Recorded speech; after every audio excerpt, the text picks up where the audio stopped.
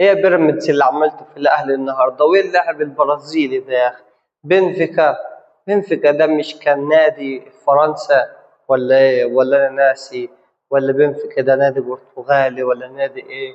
بنفيكا فجأة يبقى لاعب في بيراميدز ولاعب برازيلي، والكل يشمت في بيراميدز في اول مباراتين لعبهم، والكل قال إن بيراميدز جاب صفقة فيستك، والكل أشاد بإن هو غير مؤهل وإن هو مش لاعب برازيلي، والبيراميدز اتضحك عليه في اللعيب بمبلغ كبير وإن هو برازيلي بالاسم.